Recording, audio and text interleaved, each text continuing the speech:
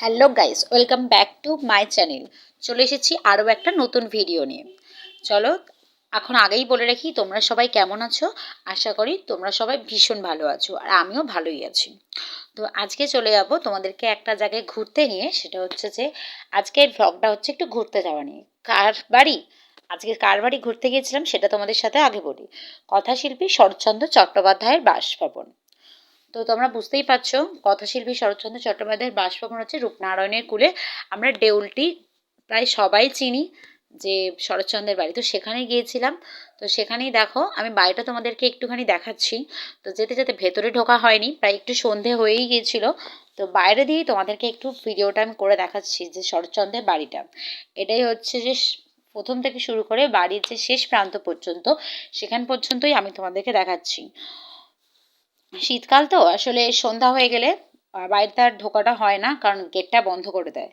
তো সেজন্য আর ঢোকা হয়নি। তো শরৎচন্দ্রের বাড়িটা হচ্ছে যে এখানে হচ্ছে লাস্ট দুটো গেট রয়েছে, সেদিক মানে প্রথম যেখানে স্টার্ট করেছি ওখানে একটা, এখানে একটা। তো এটাই হচ্ছে শরৎচন্দ্রের বাড়ি।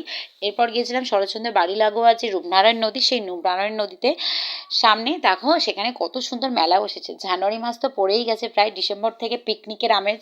তো সেই কারণে রূপনারায়ণ কুলে প্রায় পিকনিক তো প্রায় চলছে, প্রচুর পিকনিক হচ্ছে। সেই কারণে একটু মেলাও বসেছে, কারণ কেনাকাটার মানে অনেক টুকিটাকি কেনাকাটা তো লেগেই থাকে। তো দেখো কত কিছু স্টল বসেছে। তো আমরা গিয়ে ফার্স্ট খেয়েছিলাম ফুচকা। তো ফুচকা দেখো কাকিমা মাখাচ্ছে। তো এখানে প্রায় অজস্র দোকান আছে। এই ফুচকা খাওয়ার পরেও আমাদের স্বাদ মেটেনি। তো আমরা আরও খেয়েছিলাম। ফুচকা খাওয়ার পর খেয়েছিলাম হচ্ছে যে ঝালমুড়ি।